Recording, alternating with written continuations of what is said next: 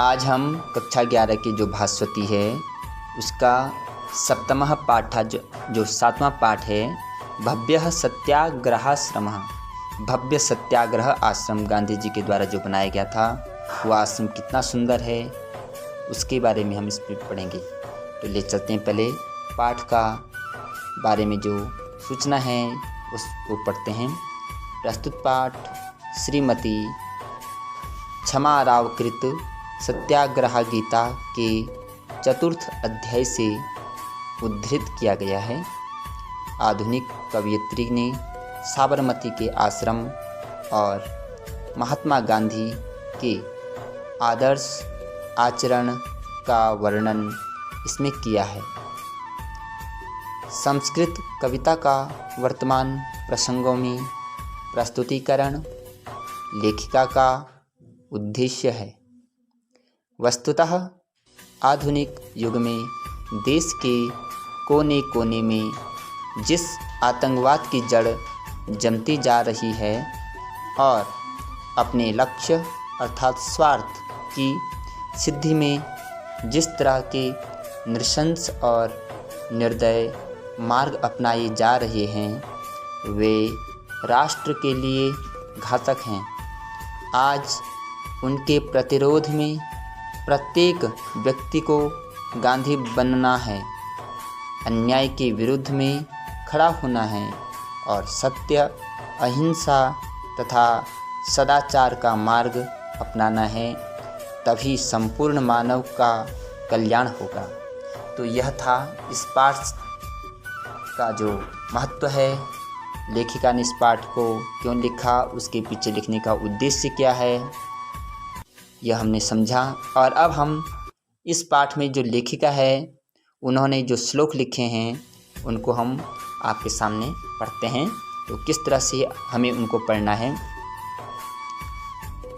ततस्तीरे सबरमत्या नाम्ना सत्याग्रहाश्रमः महात्मा स्थापयामास सदनं सानुयात्रिकः। तो लीजिए, सबसे पहले हम इसका जो है अन्वय करते हैं। तो अन्वय में क्या करते हैं, जहाँ से हम शब्द को लेते हैं वहाँ से उसको उठाते हैं। तो हमारे पास जो अंतिम शब्द है सानुयात्रिकः। तो देखिए, सानुयात्रिकः महात्मा ततः सबरमत्या तीरे सत्याग्रहाश्रमः नाम्ना सदनं स्थापयामासः। अब इसका अर्थ लेते हैं। सानु यात्रिका अर्थात स माने साथ, अनुयायी, जो अनुयायी थे किसके, तो गांधी जी के, जो गांधी जी के पद चिन्हों पर चलने वाले लोग थे, उनके कर्मों को, उनके आचरण का जो लोग अनुसरण करते थे वो उनके क्या हो गए, अनुयायी हो गए। तो कह रहे हैं कि सानु यात्रिका यानी अपने अनुयायियों के साथ मिलकर के। कहाँ, महात्मा अर्थात महात्मा गांधी, जो महात्मा गांधी थे उन्होंने अपने अनुयायियों के साथ मिल कर के, ततः माने वहाँ, उसके, तीरे किनारे, किसके किनारे, तीर तो नदी का होता है, तो कौन सी नदी के किनारे, तो यहाँ पे आगे बताया है सबरमत्या, साबरमती नदी के किनारे। सत्याग्रहाश्रमः, सत्याग्रह आश्रम, नाम न माने नाम का, सत्याग्रह आश्रम नाम का क्या किया है, सत्याग्रह नामक आश्रम का। तो महात्मा आ गया ऊपर, स्थापयामास उसकी स्थापना की, सदनम, एक सदनम कहते हैं घर के लिए, तो कहा सत्याग्रह आश्रम नामक एक घर की स्थापना की। अब हम इसका अर्थ समझते हैं। कह रहे हैं कि सानु यात्रिकः अपने अनुयायियों के साथ महात्मा गांधी जी ने साबरमती नदी के तट पर एक सत्याग्रह आश्रम नाम के एक घर की स्थापना की। आपको मालूम होगा कि महात्मा गांधी जी का जो बहुत प्रसिद्ध आश्रम है गुजरात में साबरमती नदी के तट पर, वह है सत्याग्रह आश्रम। तो उसी आश्रम की स्थापना अकेले नहीं की है गांधी जी ने अपने अनुयायियों के साथ की है, जो गांधी जी को मानते हैं, जो गांधी जी को अपना आदर्श मानते हैं, जो उनके मार्ग पर चलते हैं, उनके आदर्शों पर चलते हैं, उनके विचारों को स्वीकार करते हैं, उन लोगों को उनको अनुयायी कहते हैं। अब हम दूसरा श्लोक पे चलते हैं। सत्यमेव प्रमाणम यन् मनोवाक् काय कर्मभिः तस्मिन् पुण्य निवासे तद् यथार्थो हि स आश्रमः। इसका भी हम अन्वय करते हैं। तो सबसे पहले यहाँ पे जो अन्वय में आएगा वह आएगा हमारा तस्मिन् पुण्य निवासे यन् मनोवाक् काय कर्मभिः यद् सत्यमेव अर्थात सत्यम एव प्रमाणम तद स ही यथार्थो आश्रमः। तो इसका अर्थ देखिए आप किस प्रकार से हम इसका अर्थ लेंगे। तो सत्यमेव प्रमाणम यन् मनोवाक् काय कर्मभिः तस्मिन् पुण्य निवासे तद यथार्थो ही आश्रमः। तो हमने जैसे अन्वय में कहा था कि सबसे पहले तस्मिन् अर्थात कौन सा, वह जो सत्याग्रह आश्रम है जिसकी गांधी जी ने अपने अनुयायियों के साथ क्या की है, स्थापना। तस्मिन् अर्थात सत्याग्रह आश्रमे पुण्य निवासे, जहाँ बहुत पुण्य है कि नहीं है, पुण्य होगा ही, गांधी जी ने जिसकी स्थापना की है ऐसे महात्मा व्यक्ति ने, तो वह तो पुण्य निवास होगा ही। तो कहा तस्मिन् पुण्य निवासे, वह जो पुण्य निवास जो सत्याग्रह आश्रम बनाया गांधी जी ने, वह मनोवाक काय कर्म भी, वह मनोवाक समझते हैं आप लोग, मन से, वाक वाणी से, काय शरीर से, और कर्म माने कर्म से। तो कहा वह जो पुण्य आश्रम बनाया था उस आश्रम में जो भी क्या थे, रहते थे, मनोवाक, वह मन से, वचन से और शरीर से और कर्म से, वहाँ पर वह लोग रहने वाले जो लोग होते थे वह क्या करते थे, सत्यम एव प्रमाणम, सत्य को ही प्रमाण अर्थात सत्य का ही आचरण करते थे, सत्य को ही जीवन में सर्वोपरि मानते थे। सत्य के सिवा उनके जीवन में और उन्हें कुछ भी नहीं दिखाई देता था, केवल सत्य को ही स्वीकार करते थे, असत्य को बिल्कुल भी उनके दूर दूर तक नहीं देखते थे।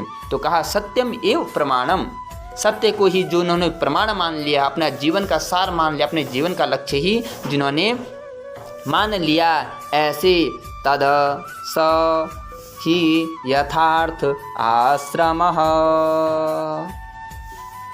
तब वहाँ यथार्थ माने वास्तव में, आश्रम है, ऐसा ही वह आश्रम था। इस प्रकार का वह आश्रम था जहाँ पर लोग कैसे रहते थे, सत्यम एव प्रमाणम, सत्य को ही प्रमाण मानते थे, और मनोवाक काय कर्म भी, मन से, वचन से, शरीर से और कर्म से क्या करते थे, आचरण करते थे, सत्य का पालन करते थे। ऐसे जो सत्याग्रह आश्रम था तो कहा कि यथार्थो ही, अर्थात जैसे उस आश्रम का नाम था यथार्थ, सत्याग्रह आश्रम, सत्य का आग्रह है, सत्याग्रह, तो सत्य के आग्रह पर जो आश्रम, ऐसे आश्रम है। तो कहा जैसे आश्रम का नाम था उसी आश्रम के यथार्थ हो ही स आश्रम, जैसे आश्रम का नाम था उसी के अनुसार वहाँ पर जो लोग रहते थे वह उसका आचरण करते थे। तो इस प्रकार से अब हम तीसरे श्लोक में चलते हैं। अहिंसा सत्यमस्तेयं ब्रह्मचर्या परिग्रहौ स्वदेश वस्तुनिष्ठा च निर्भीत रुचि संयम। तो यहाँ पर देखिए आप, कहा अहिंसा सत्यम मस्तेयम, यहाँ पे इसका संधि विच्छेद करेंगे तो सत्यम अर्थात सत्य, अस्तेयम अर्थात झूठ, चोरी, ब्रह्मचर्य, परिग्रह, यहाँ पे ब्रह्मचर्य और अपरिग्रह दो शब्द अलग अलग हो जाएंगे, तो ब्रह्मचर्य धन अपरिग्रह, स्वदेश वस्तु निष्ठा च निर्भीत रुचि संयम। तो लीजिए इसका अन्वय करते हैं। अहिंसा, सत्यम, अस्तेयम, ब्रह्मचर्य, अपरिग्रह, स्वदेश वस्तु निष्ठा, निर्भीत, रुचि संयम। ठीक है, अब इसका अर्थ करते हैं। कहा जो सत्याग्रह आश्रम जिसकी चर्चा चल रही है, तो कहा वह जो आश्रम था, उस आश्रम में किस प्रकार के लोग रहते थे, वह क्या क्या उनका लक्ष्य होता था, क्या क्या उनके संस्कार होते थे, कैसे कैसे उनका आचरण होता था। तो कहा सबसे पहले जैसे हम कहते हैं कि गांधी जी किसके पुजारी थे, अहिंसा के पुजारी। तो सत्याग्रह आश्रम का जो पहला लक्ष्य था, वहाँ पे जो अनुयायी लोग रहते थे, जितने भी लोग रहते थे, वह क्या करते थे, अहिंसा। अहिंसा का अर्थात किसी को हिंसा नहीं पहुंचाना, चाहे मन से हो, चाहे वचन से हो, चाहे कर्म से हो। गांधी जी कहते थे ना, किसी को भी हिंसा नहीं पहुंचाना। हिंसा का मतलब केवल मारना नहीं है। अगर हमने मन से भी किसी के बारे में बुरा सोचा है तो वह भी हिंसा है। अगर हमने अपनी जुबान से, अपनी वाणी से, अपने मुख से किसी के लिए बुरा बोल दिया है तो वह भी क्या है, एक प्रकार की हिंसा है। और यदि हम कर्म से, हमारे हाथ से, हमारे शरीर से किसी को ठेस पहुंचती है, किसी को दर्द पहुंचता है, तो वह भी क्या है, हिंसा है। तो अहिंसा अर्थात किसी को किसी भी प्रकार से क्या नहीं करना, दुख नहीं पहुंचाना, पहला। दूसरा कहा सत्यम, हमेशा सत्य का पालन करना, सत्य के सिवा कुछ नहीं बोलना। फिर कहा अस्तेयम, तीसरा अस्तेयम अर्थात चोरी न करना। चौथा ब्रह्मचर्य का पालन करना, नियम में रह करके ब्रह्मचर्य का पालन करना, जो एक ब्रह्मचर्य धर्म का पालन होता है, इंद्रियों को वश में कर करके। अपरिग्रह है ना, तो अपरिग्रह कहते हैं कि जो लोग क्या नहीं करते, जीवन में संपत्ति को इकट्ठा नहीं करते, धन को इकट्ठा नहीं करते, दौलत को इकट्ठा नहीं करते, केवल जितना जीवन के लिए ज़रूरत होती है उतना ही केवल अपने पास रखते हैं। जैसे आपने देखा होगा ना, प्राचीन समय में क्या होता था, जो ब्राह्मण लोग होते थे वह जब भिक्षाटन करने जाते थे तो क्या करते थे, केवल ऐसा नहीं कि 10 दिन के लिए एक साथ मांग के लाया करते थे, केवल एक दिन के लिए भोजन भिक्षाटन में मांग, उससे अधिक नहीं इकट्ठा करना। तो वही कि जीवन एक दिन के लिए जितना हमें आवश्यकता है उतना ही करना, तो उसी को बोला गया है अपरिग्रह, अर्थात जो धन को क्या नहीं करते थे, एकत्रित नहीं करते थे।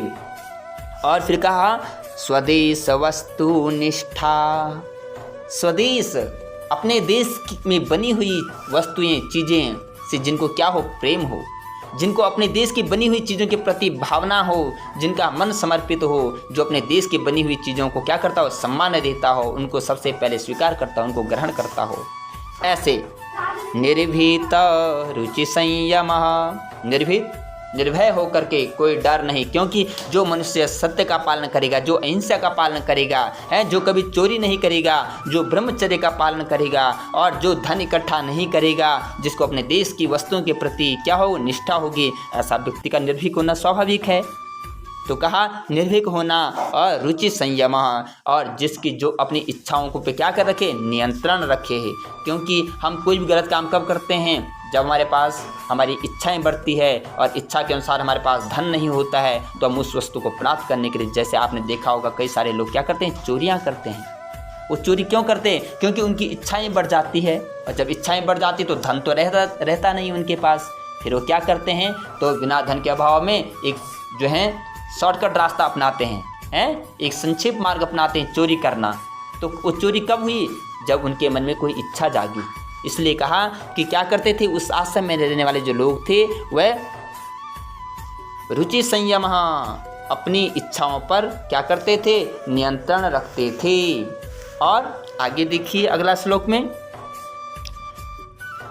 अंत्यजनानां समुद्धारो नवैतानि व्रतानि हि भारतोत्कर्ष सिद्ध्यर्थ माश्रमस्य महात्मना। इसका अन्वय भी हम करके देखते हैं। तो यहाँ पे कहा अंत्यजनानां समुद्धारो नवैतानि एतानि नवः। यहाँ पे नव एतानि, तो एतानि नव, समझ गए? एतानि नव क्या है ये? व्रतानि ही। भारतोत्कर्ष, भारत उत्कर्ष संधि विच्छेद हो जाएगा।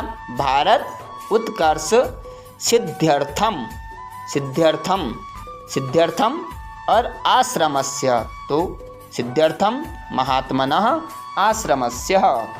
अब इसका समझिए आप कि अंत्यजनानां समुद्धारो नवैतानि व्रतानि ही भारतोत्कर्ष सिद्ध्यर्थम आश्रमस्यो ही महात्मनः।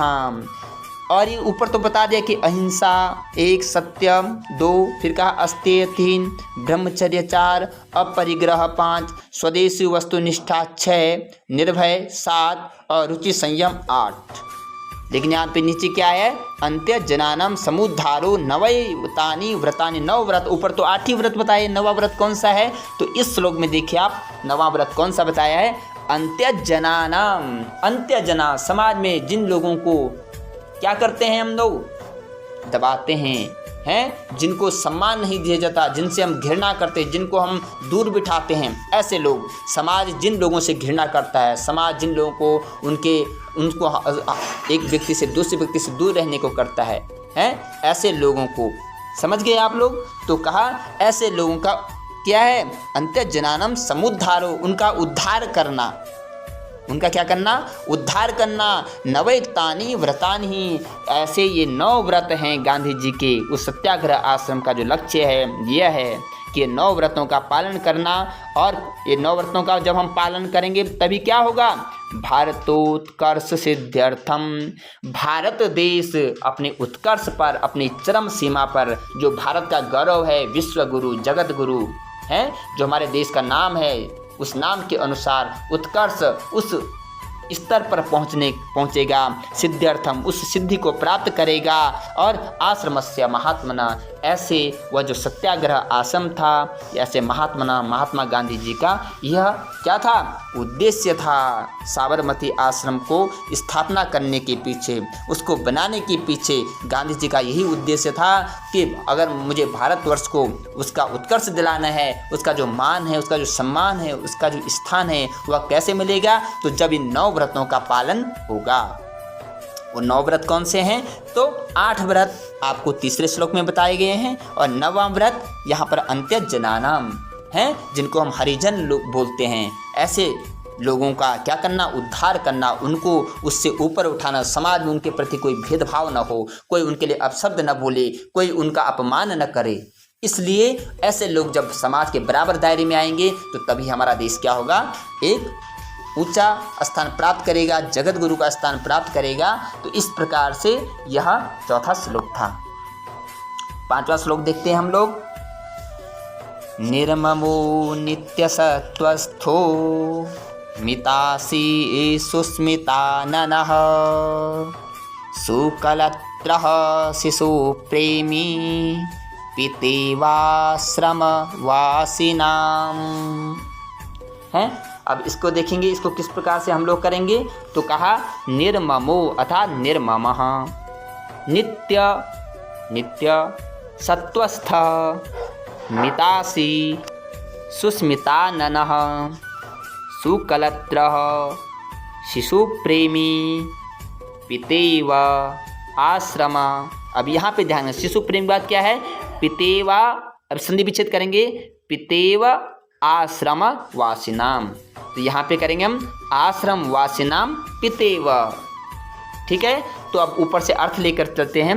निर्ममो अर्थात निर्मम, जिसके मन में किसी भी प्रकार का कोई छल कपट राग द्वेष ईर्ष्या नहीं है, अर्थात स्वच्छ मन वाला, साफ मन वाला, जिसका मन में न अपने लिए कुछ है न किसी दूसरे के लिए है, कि वो समाज के लिए है ना। तो उसको कहा निर्मम अर्थात स्वच्छ मन, साफ मन वाले।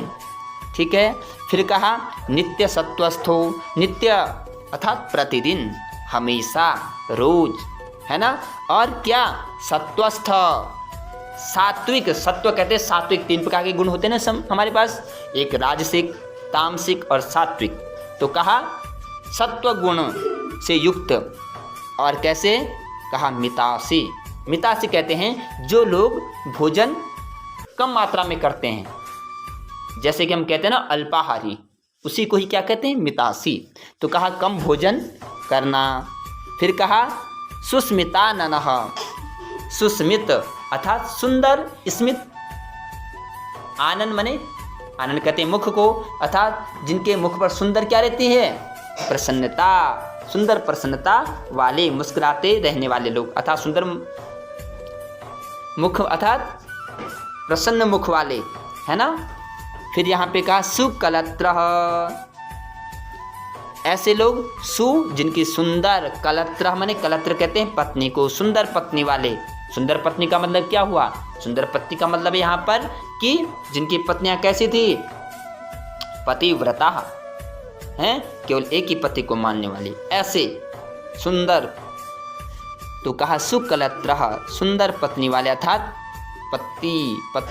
पतिव्रता स्त्री, शिशु प्रेमी। और आश्रम में जो छोटे छोटे शिशु थे तो सभी शिशुओं से जो क्या करते थे? प्रेम करते थे, स्नेह करते थे। ऐसे आश्रमवास नाम, इस प्रकार के लोग उस आश्रम में रहते थे, आश्रमवास नाम। अब आपको समझ में आ गया होगा कि आश्रम में किस प्रकार के लोग रहते थे। तो कहा निर्ममो, स्वच्छ मन वाले, नित्य सत्वस्थो, नित्य मन हमेशा, सत्वस्थो सात्विक गुण को धारण करने वाले, मितासी कम भोजन करने वाले, सुस्मिताननः जिनके मुख पर, चेहरे पर हमेशा क्या रहती थी? प्रसन्नता रहती है। सुकलत्रः हैं पतिव्रता स्त्रियां, शिशु प्रेमी और छोटे छोटे नन्हे नन्हे सुंदर सुंदर प्यारे प्यारे बच्चों से प्रेम करने वाले, ऐसे आश्रमवासी नाम, ऐसे आश्रमवासियों को के क्या थे? पिते वह महात्मा गांधी उनके पिता के समान थे, क्योंकि गांधी जी ने आश्रम बनाया था। उस आश्रम में जो लोग भी इस प्रकार के लोग आते थे तो उनका पालन पोषण रक्षण, कहते हैं ना समाज जो हमारा पालन करता है, पोषण करता है, रक्षण करता है, तो वो भी क्या होता है? पिता के समान ही होता है। तो आज के इस पाठ को हम यहीं पर क्या करते हैं? यहीं पर विराम देते हैं।